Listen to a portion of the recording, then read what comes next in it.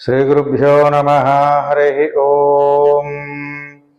ओं नमो भगवते वासुदेवाय।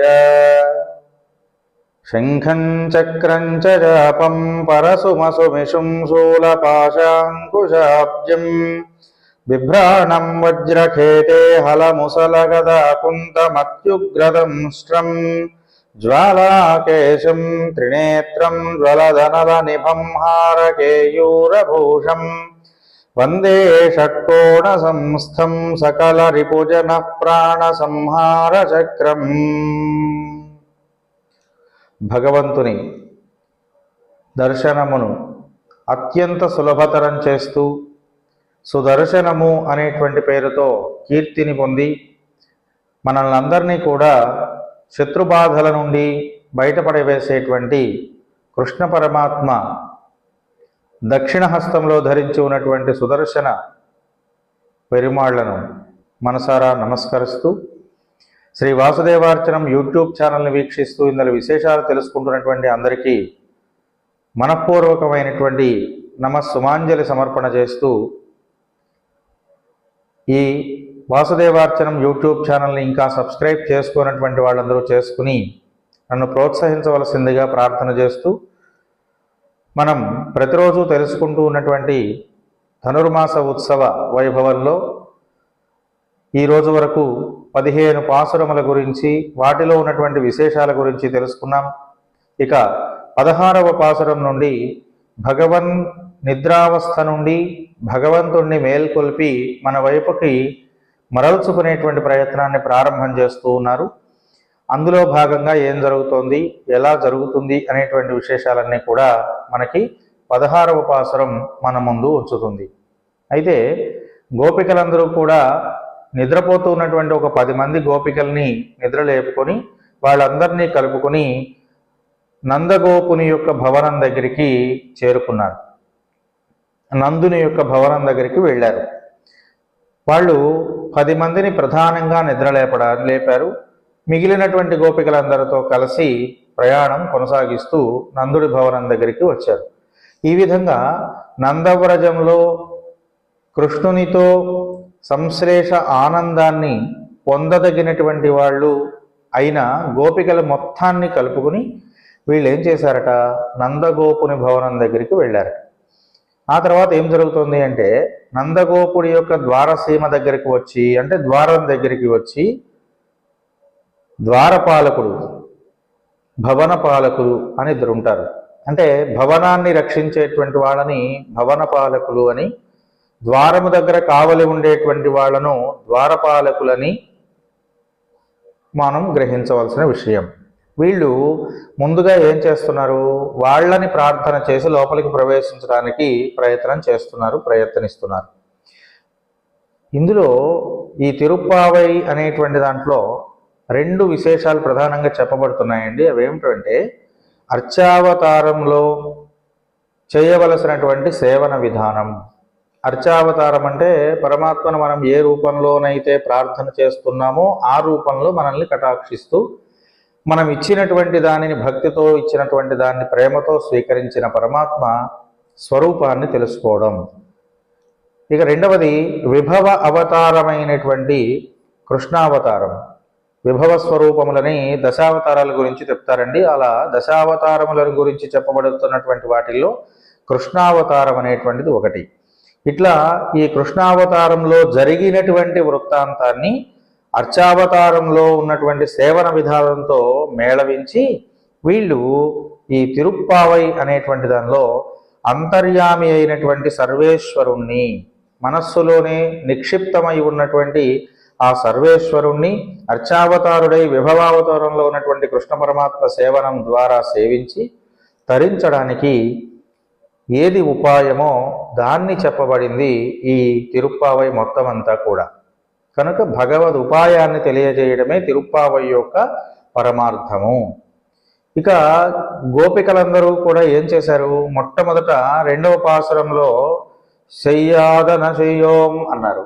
పెద్దలు ఆచరించినటువంటి మార్గంలోనే మేము కూడా వ్రతాన్ని ఆచరిస్తాము అని చెప్పారు కదా. పెద్దలు ఆచరించిన విధానం ఏమిటి అంటే పెద్దలందరూ కూడా ఏం చేశారంటే, ఎవరినైనా ఒక ఉత్తమోత్తముడైనటువంటి వాడిని తెలుసుకోవాలన్నా, ఆయన చేరుకోవాలన్నా ఎవరో ఒకళ్ళ మధ్యవర్తిత్వం అనేటువంటిది ఆశ్రయించి వాళ్ళు ప్రయాణం చేయడం జరిగింది పెద్దలందరూ కూడా. దేవాలయానికి వెళ్ళినప్పుడు మొట్టమొదటగా అక్కడ ఉన్నటువంటి ఒక క్షేత్రపాలకుడు అనేటువంటి ఆయన దర్శనం చేసుకోవాలి. క్షేత్రపాలకుడు అంటే ఆ దేవాలయానికి మొత్తానికి కూడా పాలకుడుగా ఉండేటువంటి వాడిని క్షేత్రపాలకుడు అని పిలుస్తారు. ఆ క్షేత్రపాలకుడి నమస్కారం చేసుకున్న తర్వాత ద్వారపాలకుల దగ్గరికి వెళ్ళి, ద్వారానికి అటు ఇటు ఇద్దరు విగ్రహాలతో, విగ్రహ స్వరూపై పరమాత్మ యొక్క అంశాలతో ఏర్పడి ఉంటారు. అలా ఉన్నటువంటి వాళ్ళని ద్వారపాలకులు అంటారు. ఈ ద్వారపాలకుల్ని సేవించి ఆ తర్వాత భగవానుడికి ఇష్టమైనటువంటి ప్రీతిపాత్రమైనటువంటి అమ్మ, అక్కడ ఉన్నటువంటి లక్ష్మీదేవి లేదా పార్వతీదేవి, ఇలా ఆ దేవాలయంలో ఉన్నటువంటి స్త్రీమూర్తి ఎవరైతే ప్రధాన స్త్రీమూర్తి ఉన్నదో ఆవిడను సేవించి ఆ తర్వాత ప్రధాన దైవం దగ్గరికి వెళ్ళి అర్చన చేయడం జరుగుతుంది, సేవించడం జరుగుతుంది. అంటే ముందు ఏం చేస్తున్నాం చూడండి, క్షేత్రపాలకుణ్ణి, ఆ తర్వాత ద్వారపాలకుల్ని, ఆ తర్వాత పరమాత్మకు అత్యంత ప్రీతిపాత్రమైనటువంటి దయతో చూడదగినటువంటి అమ్మను, ఆ తర్వాత పరమాత్మను దర్శనం చేస్తున్నాం. కాబట్టి అంతర్యామిని ఉపాసన చేసేటువంటి వాళ్ళు ఎవరైనా సరే, మనస్సులో ఉన్నటువంటి పరమాత్మను ఉపాసన చేసేటువంటి వాళ్ళు అందరూ కూడా ముందుగా ఏం చేయాలి, ఇంద్రియాలను జయించాలి. ఇంద్రియాల యొక్క ఆ యొక్క చలనాన్ని నియంత్రించగలిగి ఉండాలి. అట్లాగే ప్రాణాన్ని, మనస్సుని వశపరుచుకోవాలి. ప్రాణాన్ని వశపరుచుకోవడం ఏంటండి అని అడగచ్చు. ప్రాణం వాయువు, నేను గాలి తీసుకుంటే రావాలి, లేకపోతే అది మన లోపలే నిక్షిప్తమై మనల్ని బతికించగలగాలి. దీన్నే యోగము అని పిలుస్తారు. కాబట్టి ఇట్లా ప్రాణాన్ని, దాంతోపాటు మనస్సుని ఏం చేయాలి, వశపరుచుకోవాలి. అలా వశపరుచుకున్నటువంటి వాటిని బుద్ధి ద్వారా, మానసికమైనటువంటి ఒక స్థిరత్వం ద్వారా ఆత్మస్వరూప జ్ఞానంతో పరమాత్మని ఉపాసించాలి. మనలో ఉన్నటువంటి ఆత్మయే పరమాత్మగా భావించి సేవించాలి. అంతే తప్ప సరాసరి ఆత్మలో ఉన్నటువంటి పరమాత్మను ధ్యానం చేద్దామంటే కుదరదు. దానికి ఉదాహరణయే క్షేత్రపాలకుడు, ద్వారపాలకులు, అమ్మన్, తరువాత అయ్య. ఇలా ఒకదాని వెంట ఒకటి సేవించుకుంటూ వెళ్ళడం పూర్వాచార్య యొక్క సాంప్రదాయము. అట్లాంటి సంప్రదాయాన్ని అనుసరిస్తూ ఈ ఆండాళ్ కూడా, గోదాదేవి కూడా ఈ వ్రతాన్ని ప్రతిపాదిస్తూ కృష్ణావతారంలో గోపికలు ఏ విధంగా కృష్ణుణ్ణి చేరారో, ఆలయంలో దైవాన్ని సేవించేటువంటి విధానంగా కృష్ణుని యొక్క ఆలయానికి ఎలా వెళ్ళారో, భగవద్ ఉపాసన చేసేటువంటి వాళ్ళు ఏ విధంగా ఉపాసిస్తారో అట్లా ఆ విధానాన్ని మొత్తాన్ని కూడా గోదామ్మవారు తాను ఆచరించి మనందరికీ కూడా చూపించింది. కనుక ప్రతి వాళ్ళు కూడా చేయవలసినటువంటి వ్రత విధానం ఇది, అర్చనా విధానం ఇది. ఆ విషయం అంతా కూడా మనకు ఈ తిరుప్పావైలో ఉన్నటువంటి పాటలలో గోదాదేవి ప్రసాదించినటువంటి ప్రసాదంగా మనం గ్రహించవచ్చు. అట్లాగే ఈ గోపికలందరూ కూడా కృష్ణుని పొందడం కోసం ఏం చేశారు, నందగోపుడి భవనం దగ్గరికి వచ్చారు. ముందుగా ఏం చేస్తున్నారు, వీళ్ళందరినీ కూడా మేల్కొలపాలి అని సాంప్రదాయంలో ఉన్నటువంటి విషయాన్ని ఆధారంగా చేసుకుని ఈ గోపికలందరూ ఆ భవనం దగ్గరికి వచ్చి, భవన రక్షకుడైనటువంటి వాడు అంటే ఇందాక మనం చెప్పుకున్నట్టు దేవాలయంలో క్షేత్రపాలకుడు ఎలాగో ఇక్కడ భవన పాలకుడు అలాగా, భవనాన్ని రక్షించేటువంటి వాడు ఎవరైతే ఉన్నారో ఆయన దగ్గరకు వెళ్ళి ఆయన నమస్కరించి ముందుగా ప్రార్థన చేశారు. ఆ తర్వాత ఏం చేశారు, ఆయన యొక్క అనుమతి తీసుకుని భవన రక్షకుని యొక్క అనుమతితోటి ద్వారం దగ్గరికి వెళ్ళారు. ద్వారం దగ్గర ద్వారపాలకుడిని కూడా ప్రార్థన చేశారు. ఆ ద్వారపాలకుడు మాత్రం ఒక పట్టాను వదిలిపెట్టలేదండి. ఎన్నో రకాలైనటువంటి ప్రశ్నలు వేయడం, వాటికి సమాధానం వినడం, సంతృప్తి చెందడం, ఇట్లా అనేక రకాలైనటువంటి వాదముల తరువాత భగవంతుడి దగ్గరికి వెళ్ళడానికి ద్వారపాలకుడు అనుమతి ఇచ్చాడు. అట్లా భగవంతుని దగ్గరకు వీళ్ళు చేరుకోవడానికి మార్గాన్ని సుగమం చేసుకున్నారు. దేని ద్వారా, భవనపాలకుడు, ద్వారపాలకుడు ఇలాంటి మధ్యవర్తుల ద్వారా. అట్లనే మానుషికంలో ఉన్నటువంటి మానవులందరూ కూడా భగవత్ కటాక్షం కలిగినటువంటి వాళ్ళు, భగవత్ సంబంధమైనటువంటి పరిపూర్ణమైన జ్ఞానం కలిగినటువంటి వాళ్ళు, మానసికంగా శారీరకంగా పరిపూర్ణత్వాన్ని పొంది భగవంతుడే ఉపాయము, భగవంతుడే కారణము, భగవంతుడే కర్మఫలము, భగవంతుడే మనం పొందదగినటువంటి ఒక ఉపాయము అని తెలుసుకున్నటువంటి పెద్దలు ఎవరైతే ఉన్నారో వాళ్లను ఆచార్యులుగా భావించాలి. ఆచార్యులు అంటే ఇక్కడ గురువులు అని అర్థం. అలాంటి వాళ్లను ఆచార్యులుగా స్వీకరించి వాళ్ళ ద్వారా మనం గనక భగవత్ సేవ చేయడం ప్రారంభం చేస్తే భగవానుని నుండి కటాక్ష వీక్షణం మనందరికీ కూడా త్వరగా లభించేటువంటి అవకాశం ఉంటుంది. కాబట్టి మనం అందరం కూడా ఏం చేయాలి? తప్పనిసరిగా ఆచార్యులను ఆశ్రయించాలి. దేవాలయానికి వెళ్ళినప్పుడు అర్చక స్వామి ఉంటారు. ఆయన యొక్క ప్రసాద వీక్షణమునకు మనం లోను కావాలి. ఎందుకని కావాలి అంటే భగవంతుడు ఒక్కొక్క సందర్భంలో తాను చేసేటువంటి ధర్మం ఏమిటి, భగవానుడి యొక్క ధర్మం ఏమిటి అంటే మనకిచ్చినటువంటి కర్మములను మనం ఆచరిస్తున్నటువంటి విధానాన్ని బట్టి పుణ్య పాప సంబంధమైనటువంటి గణనం చేసి లెక్క వేసి మనం చేసేటువంటి తప్పులను మనస్సులో పెట్టుకొని ఉంటాడు ఆయన. మనకు తప్పుని చేసినప్పుడు శిక్షించాల్సిన బాధ్యత ఆయనదే, ఒప్పు చేసినప్పుడు రక్షించవలసిన ధర్మము ఆయనదే. కనుక ఆయన ఏం చేస్తాడంటే ఏం చేయాలి అనేటువంటి ఒక డోలాయమాన స్థితిలో ఎల్లప్పుడూ కూడా ఉంటాడు. అలాంటి భగవంతుడికి మన యందు అనుగ్రహం కలిగేటువంటి స్థితి కల్పించాలంటే ఎవరు ఆధారం అవుతున్నారు ఇక్కడ అంటే భగవంతునికి భక్తునికి మధ్య అనుసంధానం చేస్తూ వాళ్లను రక్షించబడేలాగా చేయగలిగిన సమర్థత ఎవరికి ఉన్నది? ఒక్క ఆచార్యుడికి మాత్రమే ఉన్నది. కనుక భాగవతుడైనటువంటి ఆచార్యుణ్ణి మనం ఆశ్రయించక తప్పదు. ఆచార్యుణ్ణి ఆశ్రయించినప్పుడే భగవత్ కటాక్షం మనకి తప్పనిసరిగా లభిస్తుంది. ఇట్లా వాళ్ళని ఆశ్రయించడం కోసం ఎవరిని? ఆచార్యులను. ఆచార్యులను ఆశ్రయించడం కోసం ఏం కావాలి? అహంకారము లేకుండా ఉండేటువంటి మనస్థితి ఉండాలి. అహంకారంతో ఉన్నటువంటి మనస్సు కలిగి ఉంటే ఖచ్చితంగా ఆచార్యుని యొక్క అనుగ్రహం లభించదు. కాబట్టి ఆచార్యుడి అనుగ్రహం కావాలంటే ఏం కావాలి? ముందు మనలో ఉన్నటువంటి అహంకారం అనేటువంటిది మనం వదిలిపెట్టగలిగి ఉండాలి. మనస్సుకి అహంకార స్థితి ఉండకూడదు. అట్లాగే దాన్ని పొందాలంటే దేనిని?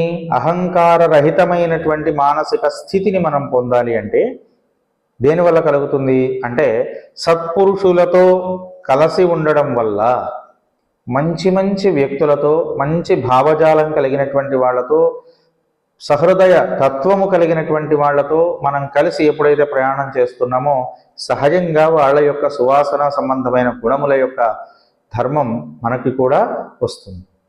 కాబట్టి మనం ఏం చేయాలి? ఎప్పుడు సత్పురుషులతో ప్రయాణం చేయాలి, సత్పురుషులతో కలిసి ఉండాలి, సత్పురుషులతో కలిసి మాట్లాడాలి, సత్పురుషులతో కలిసి అనేక రకాలైనటువంటి కార్యాలలో మనం పాల్గొనాలి. చదువది ఎంత కలిగిన రసజ్ఞతయించుక చాలకున్న ఆ చదువు నిరర్ధకంబు గుణ సంయుతులెవ్వరు మెచ్చరెచ్చటన్ పదునుగ మంచి కూరనల పాకము చేసిన నైనందు ఇంపొదివెడు ఉప్పులేక రుచి పుట్టగా నేర్చునటయ్య భాస్కర. భాస్కర శతకంలో విద్యా సంబంధమైనటువంటి గొప్ప విషయాన్ని చెప్పేటువంటిది. ఆచార్యుని దగ్గర విద్యను అభ్యసించాలి. విద్య అంటే ఏమిటి? మనస్సులో ఉన్నటువంటి మాలిన్యాన్ని తొలగించేది. కాబట్టి మనస్సులో మార్పు తీసుకురావడానికి, మనస్సులో ఉన్న అహంకారాన్ని మన నుండి దూరం చేయడానికి పనికొచ్చేది విద్య. అది ఎలా ఉండాలట? తగినంత ఉప్పు కలిసిన కూర వలె రుచికరంగా ఉండాలట. తగినంత ఉప్పు కలిసినటువంటి కూర అంటే ఏమిటి? విద్యలో విలువలు కలిగి ఉండటం, విద్యలో భగవత్ సంబంధమైనటువంటి ఆధ్యాత్మిక బలాన్ని పెంపొందింపచేసే లక్షణాన్ని కలిగి ఉండటం. కనుక సారవంతమైనదై ఉండాలి ఆ విద్య. అలాంటి విద్యను ఎవరు అందించగలరు? అట్లాంటి తత్వము కలిగిన, సారవంతమైన మనస్సు కలిగిన, పరిపూర్ణమైనటువంటి విషయ జ్ఞానము కలిగినటువంటి సత్పురుషులు ఎవరైతే ఉన్నారో వాళ్ళ ద్వారా మనకు ఆ మంచి విద్య లభిస్తుంది. కాబట్టి సత్పురుషుల సమాగమము అనేటువంటి దాని ద్వారా మనం అహంకారాన్ని వదిలిపెట్టేటువంటి అవకాశం ఉంటుంది. కనుక సత్పురుషులతో మనం ఎల్లప్పుడూ ప్రయాణం చేయడం అత్యంత ఆవశ్యకమైనటువంటి విషయం. మంచి వాళ్ళతో ఉంటే ఏమవుతుందండి, మంచి లక్షణాలు మనకు కూడా వస్తాయి. అంతే కదా. పువ్వుల దండ, దారము, ఇదే మంచి ఉదాహరణ. ప్రతిదానికి కూడా పువ్వుల సువాసన దారానికి వస్తుంది. వాస్తవంగా దారానికి వాసన ఉంటుందా? ఉండదు. కానీ పువ్వులతో కలియడం వలన దాని సువాసన దీనికి వచ్చింది. అట్లా మనం సత్పురుషులతో కలిసి ఉన్నప్పుడు, మంచి వ్యక్తులతో కలిసి ఉన్నప్పుడు, సత్పురుషులు అంటే నిజమును నమ్మినటువంటి వాళ్ళు అని అర్థం అండి. వాస్తవంగా నిజమంటే ఏది శాశ్వతమో అది నిజం, ఏది అశాశ్వతమో అది అబద్ధం. కాబట్టి శాశ్వతమైనటువంటి పరమాత్మ సన్నిధిని గురించి పరిపూర్ణంగా తెలిసిన వాళ్ళు సత్పురుషులు. అట్లాంటి వాళ్ళతో స్నేహం కానివ్వండి, మైత్రీ బంధం కానివ్వండి, అనుబంధం కానివ్వండి, ప్రయాణం కానివ్వండి జరిగినప్పుడు వాళ్ళలో ఉన్న సదానంద లక్షణం మనకి కూడా లభించి తీరుతుంది. అందువల్లే వీళ్ళు ఏం చేశారు, గోపికలందరూ ముందు ఒక 10 మంది గోపికల్ని నిద్రలేపారు అని చెప్పుకున్నాం కదా. ఈ 10 మంది గోపికలు మహాపురుషులైనటువంటి ఆచార్యులకు ప్రతీకలు.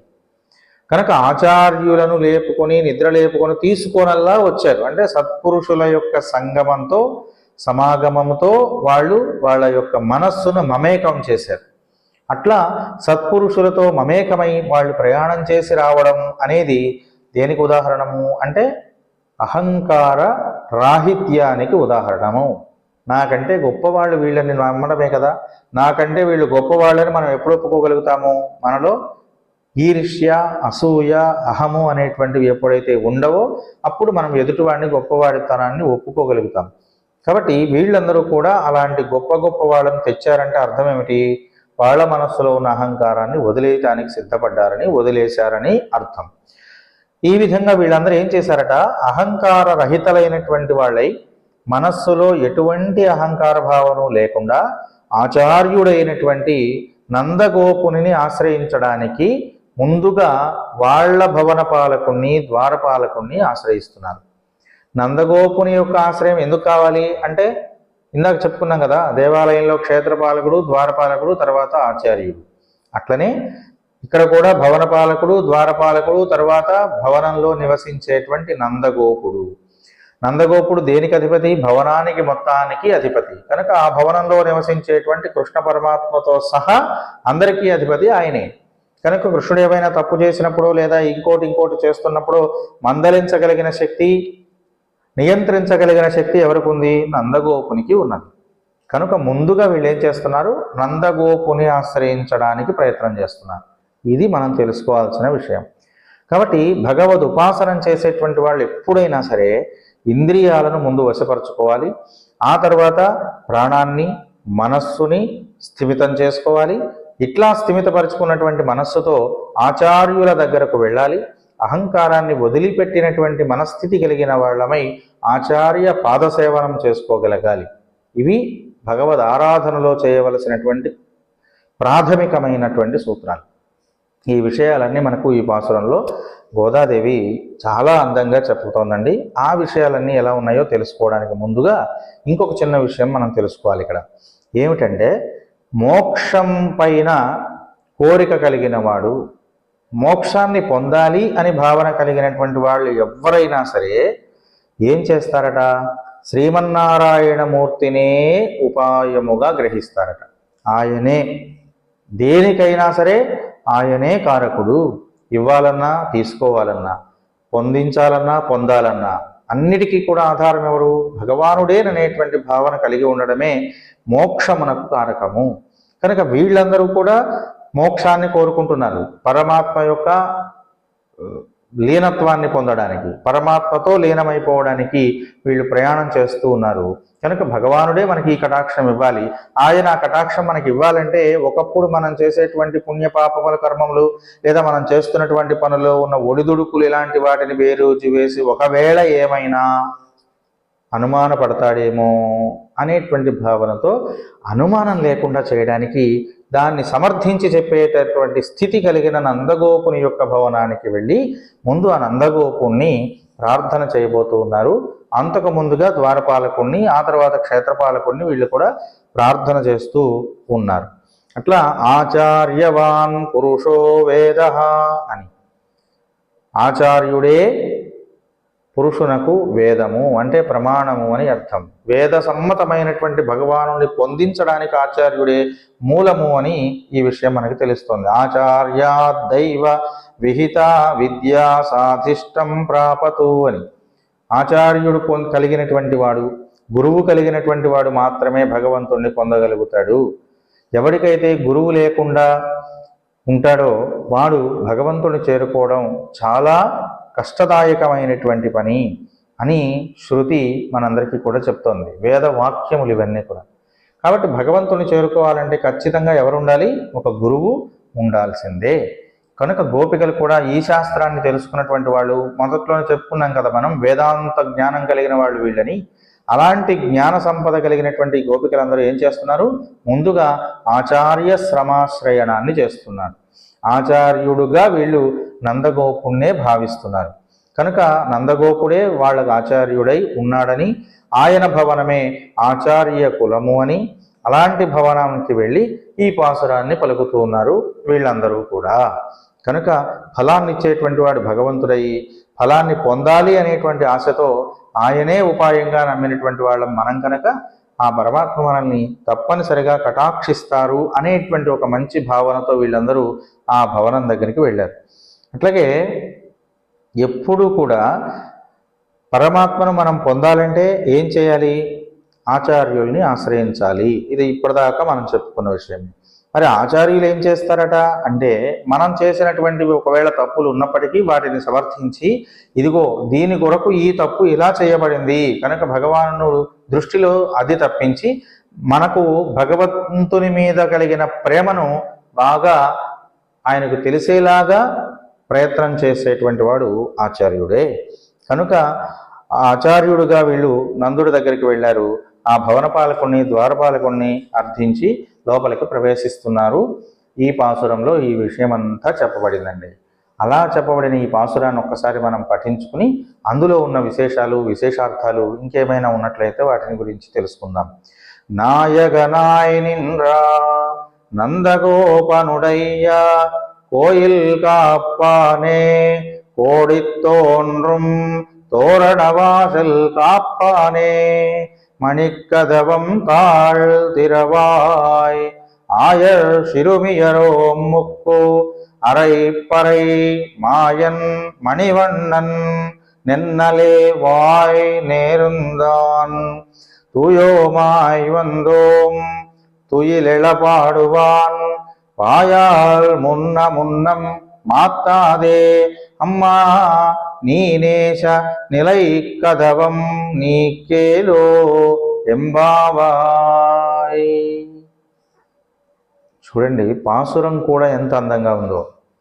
భగవంతుణ్ణి చేరుకోవడానికి సిద్ధపడిపోయి భవనం దాకా వెళ్ళిపోయినటువంటి ఆ గోపికల యొక్క మనస్సులో ఉన్న సౌందర్యం వాళ్ళ మాటల రూపంలో వ్యక్తమవుతుంది.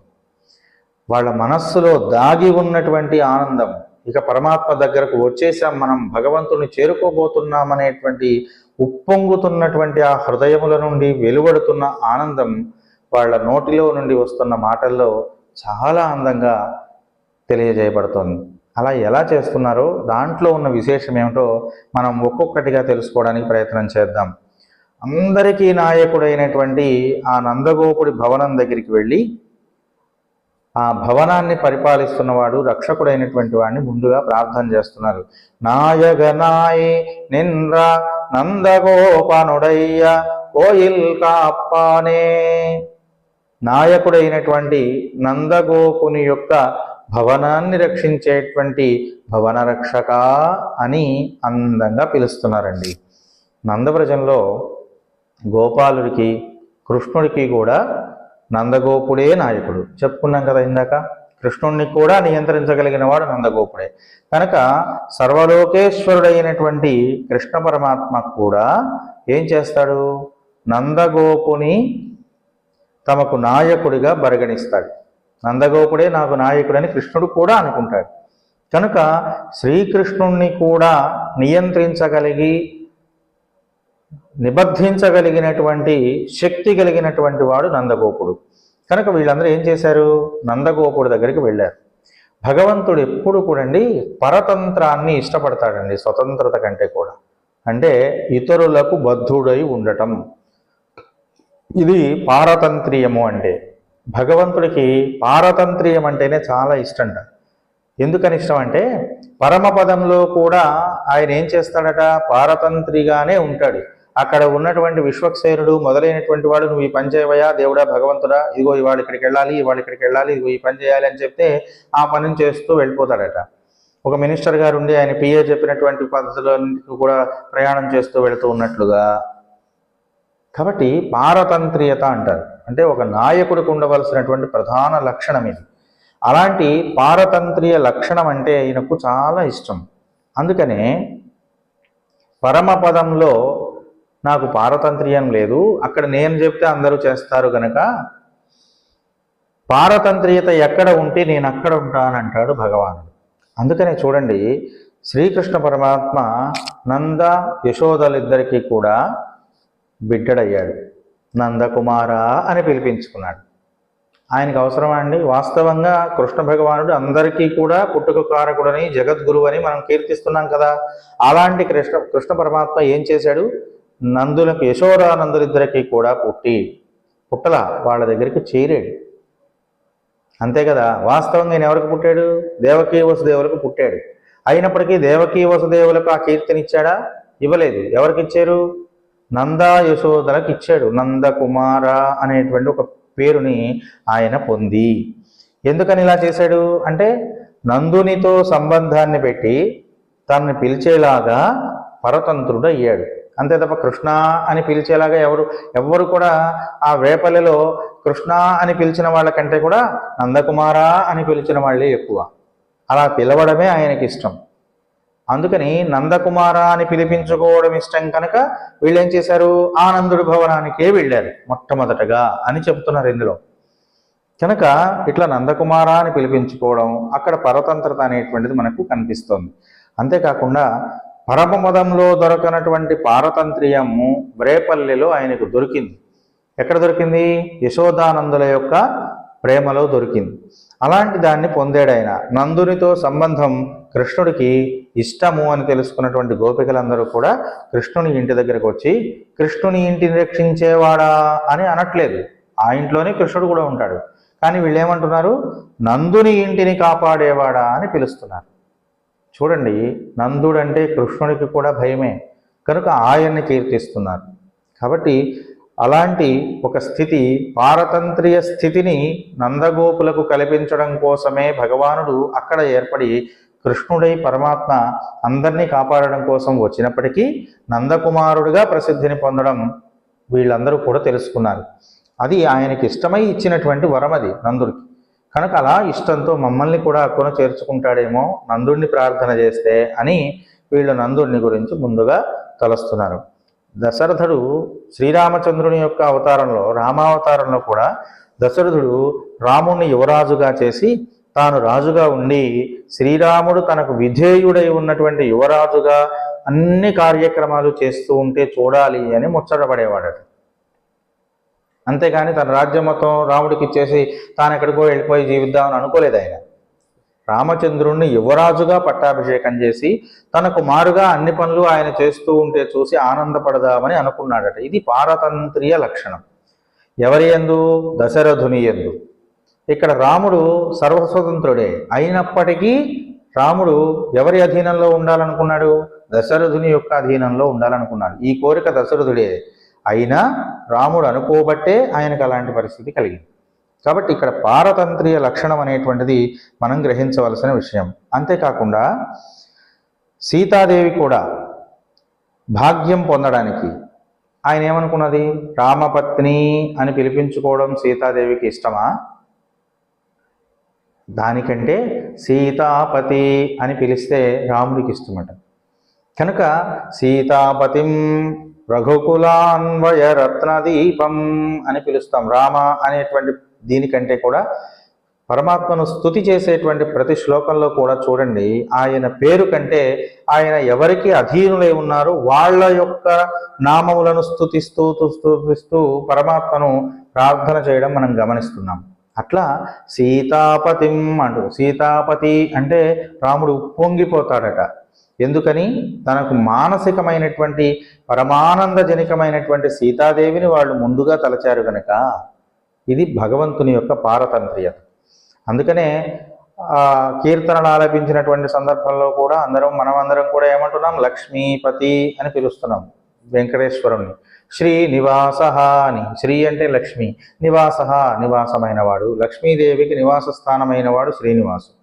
వేంకటేశ అని, వేం అంటే దారిద్ర్యము, దానిని పోగొట్టేది ఎవరు? లక్ష్మీదేవి. వేంకటతీతి వెంకటనాయక అని కదా, కష్టములను నష్టములను దూరం చేసేవాడు కనుక అక్కడ కూడా లక్ష్మీదేవికి పతిగా ఉన్నటువంటి వాడనే కీర్తిస్తున్నాం. కాబట్టి ఆయనకు అలా పిలిపించుకోవడం, పారతంత్ర్యత భావాన్ని అందరూ గుర్తించడం ఆయనకి ఇష్టం. కనుక కృష్ణుడు నందుడి కుమారుడు అని చెప్పుకోవడం కంటే నందుడి కుమారుడు కృష్ణుడు అని చెప్పుకోవడమే ఆయనకి ఇష్టమట. అట్లాంటి ఒక స్థితి కలిగినటువంటి వాడు కనుక నందుడిని వీళ్ళు ముందుగా ప్రార్థన చేస్తూ ఆయన దగ్గరికి వెళ్ళారు. అట్లాగే వీళ్ళందరూ పిలుస్తూ ఆయన్ని పిలిచి నందుడి దగ్గరికి వెళ్ళి చెప్పుకోవడం వల్ల వాళ్ళ యొక్క మానసికమైనటువంటి కోరిక నెరవేరుతుంది త్వరగా అని భావించారు. అందుకనే నందుడి భవనం దగ్గరికి వెళ్ళారు.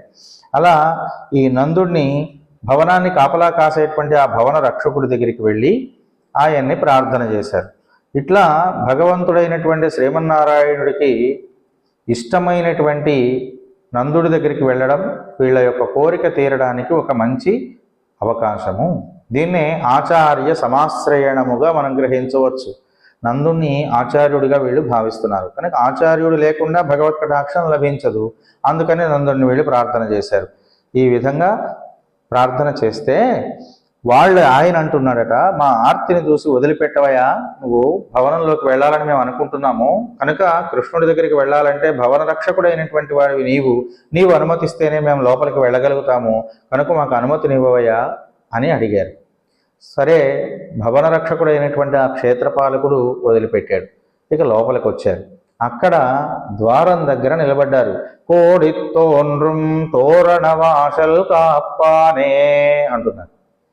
జెండాతో ప్రకాశిస్తున్నటువంటి తోరణము కలిగిన ద్వారమును రక్షించుచున్నటువంటి ఓ ద్వారపాలక అని పిలిచారు. చూడండి, ద్వారం దగ్గర రెండు విశేషాలు చెప్తున్నారు. ఒకటి జెండా కట్టబడి ఉంది, రెండు తోరణము కట్టబడి ఉంది. జెండా దేనికి కడుతున్నాము అంటే ఇది ప్రణవనాదమునకు గుర్తు. భగవత్ కటాక్షం మనకు కలగాలంటే ఓం అనేటువంటి ఒక ప్రణవం మనస్ఫూర్తిగా గనక మనం పలికినట్లయితే భగవత్ కటాక్షం తప్పనిసరిగా లభిస్తుంది. అంతేకాకుండా బాగా జెండాని ఎత్తుగా కట్టడం వల్ల ఆ అడవిలో, అరణ్యాలలో, లేకపోతే మహారణ్యాలలో, లేకపోతే ఎడారి ప్రాంతంలో ప్రయాణం చేసేటువంటి వాళ్ళందరికీ నీటి గుంటలు, చలములు, ఒయాసిస్సులు కలిగినటువంటి ప్రదేశం తెలుసుకోవడం కోసం అక్కడ ఎత్తుగా ఒక జెండాను కర్ర పాతి దానికి ఒక జెండా కడతారు. దూరానికి అది కనిపిస్తూ ఉంటుంది, అక్కడ ఒయాసిస్ ఉన్నది అని తెలుస్తుంది. ఇక్కడ కృష్ణుని భవనానికి జెండా కట్టబడి ఉంది. అది దేనికోసం కట్టారంటే రాత్రిపూట గోపికలందరూ కూడా తిరుగుతూ తన ఇంటి కోసం వెతుక్కుంటూ ఉంటారట. అలా వెతుక్కునేటువంటి గోపికలందరూ సులభంగా ఇది కృష్ణుని ఇల్లు అని తెలుసుకోవడం కోసం ఆయన జెండా కట్టించటండి. ఇది ఒక సమయం. అయితే ఇది ఒకటి మాత్రమే. ఇక్కడ జెండా కట్టించడంలో ఉన్న గొప్ప విషయం ఏమిటంటే ఆర్తితో ఉన్న వాళ్ళకి, దాహార్తితో ఉన్నటువంటి వాళ్ళకి ఎడారిలో ఒయాసిస్ ఎలాగో భగవత్ కటాక్షాన్ని పొందాలి అనేటువంటి తపన చేత తడారిపోయినటువంటి ఆ నాలుకలకు ఒయాసిస్సు లాంటి వాడు కృష్ణ భగవానుడే. ఆ కృష్ణుని భవనంలోకి ప్రవేశిస్తే చాలు, ఖచ్చితంగా వాళ్ళ యొక్క దాహార్తి తీరేటువంటి అవకాశం ఉంటుంది. అందుకని వీళ్ళు జెండా కట్టబడి ఉన్నది అని చెప్తున్నారు. ఇంకొక విషయం ఏం చెప్పారు, ఇక్కడ తోరణం కట్టబడి ఉంది అని. తోరణం దేనికి గుర్తుగా వీళ్ళు అంటున్నారు అంటే సర్వేశ్వరుడైనటువంటి వాడే రక్షకుడు. మమ నాది కాదు, నాదేమీ లేదు, భగవానుడే కీర్తనము. ఆ అడ్డుగా ఉన్నటువంటి అహంకార మమకారములు అనేటువంటి వాటిని మేము వదిలేసి తోరణపాకుల వలె పచ్చనైనటువంటి నిర్మలమైనటువంటి హృదయములతో మేము ఉన్నాము. ఆ కవాటాన్ని దాటి అవతలికి వెళ్ళడానికి ప్రయత్నిస్తున్నాము. కనుక తోరణము, జెండా రెండూ కూడా వాళ్లకు భగవద్ దర్శనమునకు మార్గదర్శకములుగా కనిపిస్తున్నాయి. కాబట్టి అన్ని రకాలైనటువంటి విషయాలకు ఈ జెండా కట్టడం అనేది గొప్పతనానికి ఒక నిదర్శనమైతే, రాజలాంఛనం ఒకటైతే, ఆ ఆశ్రితులైన వాళ్లకు, దాహార్తితో ఉన్న వాళ్లకు దానిని పొందే మార్గసూచకంగా ఈ జెండా కనిపిస్తుంది. కనుక దాన్ని వీళ్ళు నొక్కి ఒక్కాణిస్తున్నారు. జెండా కట్టబడి తోరణము కట్టబడి ఉన్నటువంటి ద్వారమును పాలిస్తున్నటువంటి వాడా, ఓ ద్వారపాలకుడా అని ఆయన్ని కీర్తన చేశారు. అంతేకాకుండా దేవాలయంలో ధ్వజస్తంభం ఉంటుందండి. ఈ ధ్వజస్తంభం దేనికి ఉంటుంది? ధ్వజస్తంభ is a flag hoisting pole అని, ఒక జెండా కట్టడానికి పాతబడినటువంటి కర్రని ధ్వజస్తంభము అంటారు. ధ్వజ స్తంభము, ధ్వజమున కోసము చేసినటువంటి స్తంభము అని అర్థం. దీనికి అధిపతి గరుత్మంతుడు. ఆ గరుత్మంతుడిని ప్రార్థన చేయడం ద్వారా వేద స్వరూపమైనటువంటి, వేదమును సమ్మతిస్తున్నటువంటి మనస్సుతో పరమాత్మను సేవిస్తున్నానని చెప్పడానికి ముందుగా మనం ధ్వజస్తంభానికి దండం పెడతామా లేదా? అట్లానే ఈ జెండా కట్టబడిన ద్వారము నమస్కరిస్తున్నారంటే అర్థం ఏమిటి? వేద సమ్మతమైనటువంటి అహంకార రహితమైన మనస్సుతో మేము వచ్చామని చెప్పడమే దీంట్లో ఉన్న ఆంతర్యం. ఇక ఈ గోపికలందరూ కూడా ద్వారపాలకుని దగ్గరికి వెళ్ళి ఆయన్ని సంబోధించి, తలుపు తెరవయ్యా స్వామి, మేము భగవంతుని దగ్గరికి వెళ్ళాలని అనుకుంటున్నాము అని ప్రార్థన చేశారు. అట్లా ప్రార్థన చేస్తూ ఇంకొక మాట ఏమంటున్నారంటే, మణికదవం తాళ్తిరవాయ్ అన్నారు. మణికవాటముతో నిండబడినటువంటి గడియను తిరువవయ్యా అన్నారు. మణులు పొదగబడినటువంటి కవాటములంటే తలుపు. ఈ తలుపులను నువ్వే తెరవాలి. ఎందుకు తెరవాలి? ఆచార్యుడుగా వీళ్ళిక్కడ ద్వారపాలకుడిని ప్రార్థన చేస్తున్నారు. కనుక ఆచార్యుడు ఏం చేయాలి? మనలో ఉన్నటువంటి అహంకార మమకారములు అనేటువంటి ద్వారములను దూరం చేస్తే, తెరిచినట్లయితే మనోగవాక్షము నుండి భగవంతుణ్ణి వీక్షించడం చాలా సులభమవుతుంది. అంతర్యామని ప్రార్థన చేయడం చాలా సులభమవుతుంది. కనుక ఆ కవాటమును తెరవవలసినటువంటి బాధ్యత ఎవరిది? ఆచార్యుడిదే. కనుక ఆచార్యుడిగా భావిస్తూ వీళ్ళు ద్వారపాలకుడిని ప్రార్థన చేశారు. మణికవాటం యొక్క గడియని తీయవయ్యా, తీసి మేమందరం కూడా లోపలికి వెళ్ళడానికి ప్రార్థన అవకాశం ఇవ్వవయ్యా అని అంటున్నారు. దీంట్లో ఇంకో విశేషం ఏంటంటే, మణికవాటం ఏం చేస్తుంది అంటే మమకారాన్ని కలిగిస్తుంది. ఏదేదో బాగుంది, బంగారంతో ద్వారం ఉందనుకోండి, దాన్ని చూసి మనస్సు ఏమవుతుంది? ఆకర్షితం అవుతుంది. ఆకర్షితమై దాని యందే మనస్సును లగ్నం చేస్తారా? దీనికంటే సౌందర్యవంతుడు పరమాత్మ కదా అని మనస్సుని పరమాత్మ వైపు మళ్ళిస్తారా అనే దాని దగ్గర కూడా భగవంతుడు మనల్ని పరీక్షిస్తాడట. కనుక మణికవాటం అంటే మమకారం చెప్పాను కదా. ఈ మమకార వికారం అనేటువంటిది మనస్సు నుండి దూరం చేయటమే ఆచార్య సమాగమం. కనుక వీళ్ళు భగవంతుడిని ప్రార్థన చేస్తూ, మీరు మాకు ఈ ఆకర్షవంతమైనటువంటి ఆ కవాటాన్ని తెరవవలసినటువంటి బాధ్యత కూడా మీదే. కాబట్టి జ్ఞానానందము అనేటువంటి దాని యొక్క స్వరూపంగా పరమాత్మను అనుభవించడం అనేది పారతంత్రీయమవుతుంది అని మనం ఇందాక చెప్పుకున్నాం. అట్లా పారతంత్రీయ భావనతో ఆత్మస్వరూప జ్ఞానము, దాని చేత కలిగేటువంటి సస్వాతంత్ర్యము అనేటువంటి రెండు భావాలు ఆ తలుపులుగా, కవాటములుగా చెప్పబడుతున్నాయి. కనుక స్వస్వానందము లేదా ఆత్మానందము ఈ రెండు కూడా కవాటములై ఉన్నాయి. మేమేదో విషయభోగ లాలసత్వంతో ఆత్మానందాన్ని పొందడమో, విషయముల పట్ల ఉన్నటువంటి ఆసక్తి చేత మాలో ఉన్నటువంటి స్వస్వాత్మ జ్ఞానం, మా స్వంతమైనటువంటి ఆలోచనాపరమైన జ్ఞానం, దీనితో మనస్సు ఎక్కడైతే చంచలమవుతోందో ఆ చంచలత్వాన్ని నివారించడం కోసం నీవేం చేయమంటున్నారు? ఆ గడియను తీసి, చంచలత్వం అనే గడియను తీసి ఆ కవాటములు రెండింటినీ పక్కకు నెట్టినట్లయితే భగవత్ కటాక్షానికి మేము పాత్రలం అవ్వగలమయ్యా అని ఆయనతో చెప్తున్నారు. ఈ విధంగా ఎప్పుడు కూడా భగవానుడు బంగారం వలె మెరిసిపోయేటువంటి అనేక రకాల వస్తువులను మనకి ఇస్తాడట. మరి మనం ఏం చేయాలి? అవి తీసేసుకొని ఆనందంతో కూర్చోవడం కాదు చేయవలసిన పని. ఈ బంగారు మయమైనటువంటి పాత్రల కంటే దాన్ని ఇచ్చినటువంటి వాడు గొప్పవాడు కదా, ఇచ్చిన వాని యొక్క అనుగ్రహము కావాలి అని ప్రయత్నం చేయాలి. చాలామంది ఏం చేస్తారంటే, బంగారం గిన్నె దొరికింది కదా చాలేని ఇంటికి వెళ్ళిపోతూ ఉంటారు. ఇది తప్పు అంటుంది. దానితో సరిపెట్టుకోవద్దు. దానికంటే పరమానంద భరితమైనటువంటి తత్వం ఒకటి ఉన్నది, అదే భగవత్ తత్వము. దాన్ని తెలుసుకోవడమే ఈ మణిమయమైనటువంటి కవాటములను తెరపడము అనేటువంటి విషయం.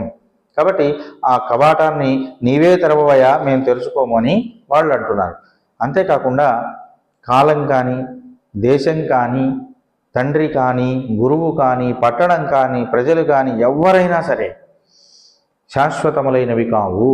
కేవలం పరమాత్మ మాత్రమే శాశ్వతమనేటువంటి భావన కలిగించవలసిన బాధ్యత ఆచార్యుడే గనక అలాంటి భావాన్ని మా మనస్సులలో నెలకొల్పడం కోసం అహంకార మమకారములను, మమకార వికారములను మా నుండి దూరం చేయవయ్యా, ఆ కవాటాన్ని తెరిచి అని అంతర్లీనమైనటువంటి పరమార్థంతో వీళ్ళు ప్రార్థిస్తున్నారు. ఆయర్ శిరుమియరో ముక్కు, గొల్లపడుచులమైనటువంటి మాకు, రేపల్లెలో నివసిస్తూ ఉన్నటువంటి గోపాల కులంలో జన్మించినటువంటి మాకు భయపడడం దేనికి? మాకు నువ్వు ఎందుకయ్యా భయపడుతున్నావు? మేమందరం స్త్రీలమే కదా, మా వల్ల ఏం భయం కలుగుతుంది? తలుపు తీయడానికి ఎందుకంత ఆలోచిస్తున్నావు, ఎందుకంత భయపడుతున్నావు అని ద్వారపాలకుడిని ప్రశ్నించారు. అప్పుడు ఆ ద్వారపాలకుడు అన్నట, చాలా చాలేవమ్మా, మీరు ఆడవాళ్ళు అంటున్నారు, బాగానే ఉంది మీరు చెప్పే విషయం, కానీ శూర్పణఖ కూడా ఆడదే కదా. ఆవిడ రాముడి మీద మోహంతో ఏం చేసింది? ఆపదలు కలిగించింది కదా రామచంద్రుడి దగ్గరికి. కాబట్టి ఈ విధంగా శూర్పణఖతో ఆవిడ కలిగిన వ్యామోహం వల్ల రామచంద్రుడు అనేక రకాల కష్టాలు పడ్డాడు కదా. మేము స్త్రీలమే కదా, మాకెందుకు భయపడతారంటారేమిటి అన్నాడు.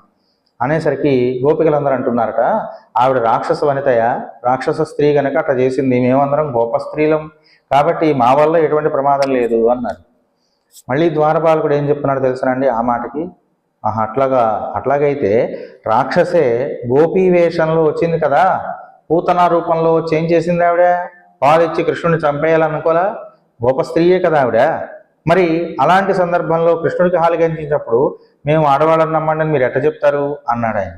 అనగానే గోపికలు అంటున్నారట, ఆమె వయస్సు వచ్చిందయ్యా, వయస్సులో పెద్దది కదా ఆవిడ, మేమెంత చిన్నవాళ్ళం కనుక వయస్సులో పెద్దది కనుక ఆవిడ మాయలు తెలుసుకుంది, అనేక రకాల మాయలు చేసి కృష్ణుని ఏదో మాయ చేద్దాం అనుకుంది, కానీ మాకు అలాంటి విద్యలు రావే, మేము అందరం కూడా లేత వయస్సులో ఉన్నవాళ్ళమే కదా అని వాళ్ళు ఒక ఆటంకాన్ని చెప్పారు.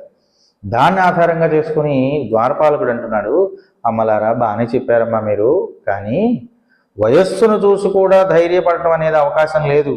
ఇక్కడ వయస్సు సంబంధం లేదు భయపడటానికి. ఎందుకనో చెప్పిన, లేగదూడ రూపంలో వచ్చి రాక్షసుడై తర్వాత మా కృష్ణుని చంపేయాలని ప్రయత్నం చేయలేదా? కాబట్టి లేకదూడలాగా కూడా రావచ్చు రాక్షసులు. కాబట్టి మీరు లేత వయసులో ఉన్నారు కాబట్టి మీరు ప్రమాదం చేయరని ఎట్లా ఊహిస్తాం? అది కుదరదు అన్నాడు ఆయన. అనేసరికి గోపికలు అంటున్నారు, మేము అందరం కలిసి వచ్చామయ్యా, ఒక్కళ్ళమే రాలేదు కదా, పోనీ నువ్వు అన్నట్టు చెప్పుకోవడానికి. వాళ్ళందరూ ఒక్కొక్కళ్ళు వచ్చారు, కానీ మేము అలా రాలేదు, అందరం కలిసే వచ్చాం కదా, ఎందుకు మమ్మల్ని అనుమానిస్తున్నావు అన్నారు.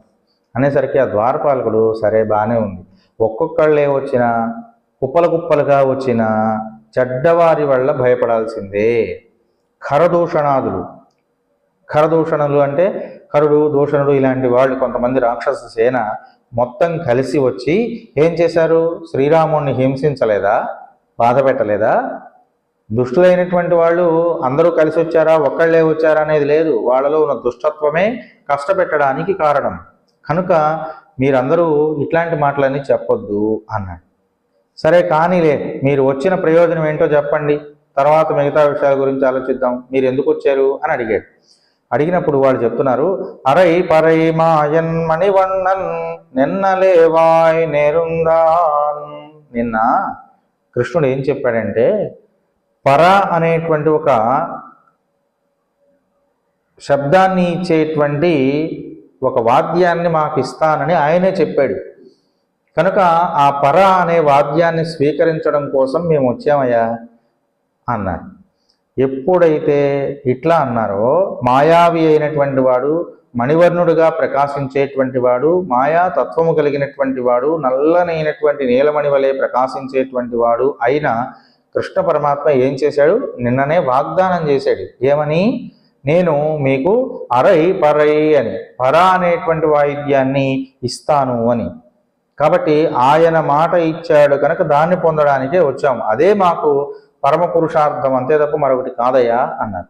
ద్వారపాలకుడు సరే అటైతే స్వామి మేల్కొన్న వెంటనే చెప్పి, నేను ఆ పర అనేటువంటి దాన్ని తీసుకొచ్చి మీకు ఇస్తానులే, అట్లా కూర్చోండి, మీరు లోపలికి వెళ్ళక్కర ఎందుకు అన్నాడు. చాలా చక్కగా మాట్లాడుతుంది కదండి. పాలకుడు కాపలా ఉండేటువంటి వాడికి ఉండాల్సిన లక్షణాలు ఇవన్నీ కూడా.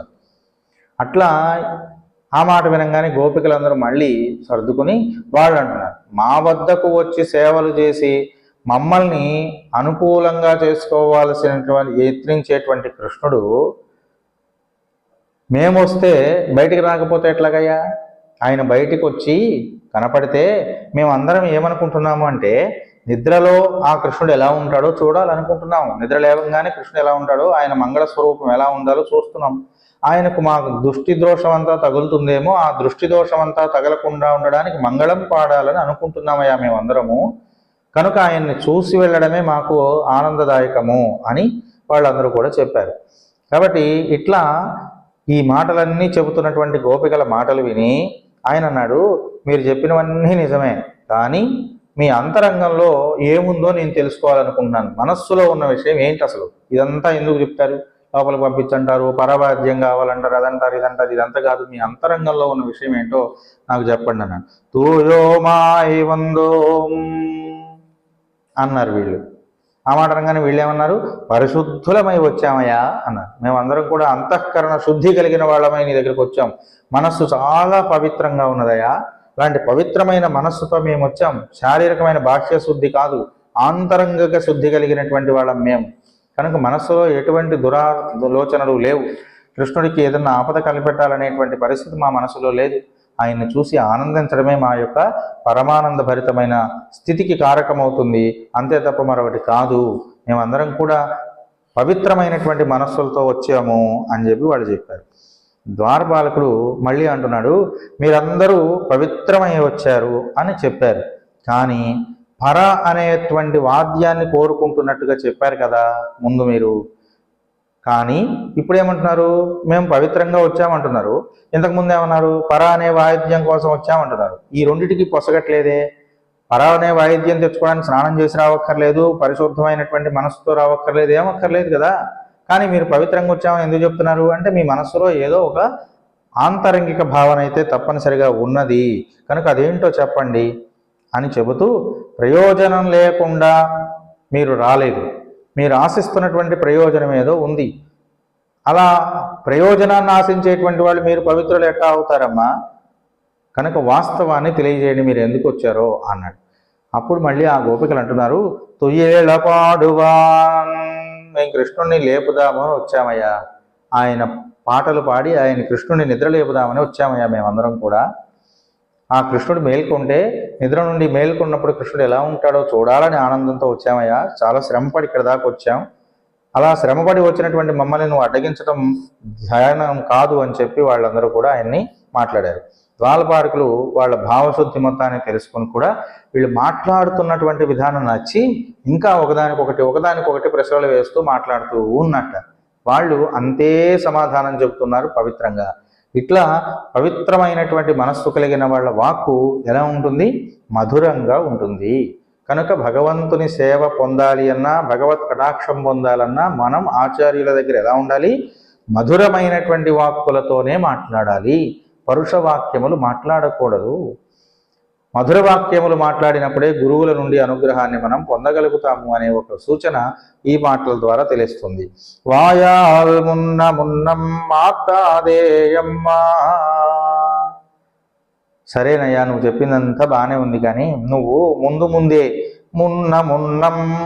ముందుగానే నువ్వు వద్దులే, ఆగండి, అది ఇది అని మమ్మల్ని ఆపవాకవయా స్వామి. స్వామిని చేరుకోనివయా. మేమందరం వచ్చింది పరమాత్మను చేరుకోవడానికే. నీ వాక్కే మాకు శరణమైనటువంటిది, నువ్వే మాకు రక్షకుడివి. కనుక ఆ కృష్ణుడు నీకు కూడా స్వామే కదా, కానీ నువ్వే మమ్మల్ని రక్షించదగిన వాడివి. కానీ నువ్వు రక్షించకపోతే, నువ్వు పంపించకపోతే మేమందరం లోపలికి వెళ్ళలేము, కృష్ణుడి గురించి పాడుకోలేము, కృష్ణుడిని చూడలేము. కనుక నువ్వే మాకు ఇప్పుడు భగవత్ సమానుడు అయినటువంటి వాడివి. కనుక నీవు మమ్మల్ని మార్గానికి అడ్డం లేచి లోపలికి పంపించవయ్యా. ఆనాడు సీతాదేవి, హనుమాను ఒక్కడివే నాకు రామ సందర్శనం చేయించగలిగిన వాడివని ప్రార్థించింది కదా, అట్లనే మేము కూడా నిన్ను ప్రార్థిస్తున్నాం అనుకో, మమ్మల్ని లోపలికి పంపించవయ్యా అని వేడుకున్నదట. కాబట్టి నీవే నీనేశ నిలైకదవం నీకు ప్రేమపూర్ణమైనటువంటి ఈ తలుపులు నువ్వే తెరువు, మేం తెరుచుకోము, నువ్వే తెరచి మమ్మల్ని లోపలికి పంపించు. ఎందుకు మాట అనాల్సి వచ్చిందంటే, సరే అటైతే చెప్తున్నారుగా, మీరందరినీ మీరు నమ్ముతున్నానే, లోపలికి వెళ్ళండి తలుపులు తీసుకొని అన్నట్ట. అనగానే వీళ్ళు ఏమంటున్నారంటే, మేము తెరుచుకో, నువ్వే తెరువు, నువ్వు తెరిస్తేనే మేము వెళతాం అంటారు. ఎందుకనంటే ఇందాక చెప్పుకున్నాం కదా, ఆచార్యుని యొక్క సమాశ్రయడం ఉంటేనే భగవత్ కటాక్షం త్వరగా లభిస్తుంది. కనుక ఆయన కావాలి, నాతోనే ఉండాలి అని వీళ్ళు కోరుకుంటున్నారు. ఈ విధంగా ఒక భగవద్ ఆరాధన చేయడానికి మనం ముందు ఎట్లాగైతే దేవాలయానికి వెళ్ళి ప్రదక్షిణం చేస్తూ అక్కడ ఉన్న దేవతలందరినీ ప్రసన్నం చేసుకుని ధ్వజస్తంభానికి నమస్కారం చేసి, క్షేత్రపాలకు నమస్కారం చేసి, ద్వారపాలకులకు నమస్కారం చేసి, అమ్మవారికి నమస్కారం చేసి అనంతరం పరమాత్మ యొక్క సన్నిధికి చేరుకుంటాం. అట్లా ఎట్లాగైతే ఇలా చేస్తున్నామో ఇదంతా ఒక సంప్రదాయము, భగవత్ కటాక్షాన్ని పొందడానికి సంప్రదాయము అని ఆరాధన విధానం యొక్క పూర్వరంగాన్ని చెబుతుంది ఈ గోదామ్మవారు. కనుక ఆండాళ్ళమ్మ మనందరికీ కూడా అందించినటువంటి ఈ సంప్రదాయం సత్సంప్రదాయమని, శ్రీ సాంప్రదాయమని లోకంలో కొనియాడబడుతూ అందరికీ శ్రీ కటాక్షాన్ని అందిస్తుంది. మనమందరం కూడా ఈ విధానంలో స్వామిని భగవంతుడిని చేరుకుని భగవత్ కటాక్షానికి పాత్రులమై పరమానందదాయకమైనటువంటి లక్ష్మీ అమ్మవారి యొక్క కటాక్షానికి పొంది అందరము సుఖశాంతులతో జీవితాన్ని పొందుదాము అని శ్రీ వ్రతాన్ని ఆచరణ యోగ్యంగా అందరం స్వీకరిద్దామని తెలియజేస్తూ ఈ విషయాన్ని ఇంతటితో ముగిస్తూ ఉన్నాను.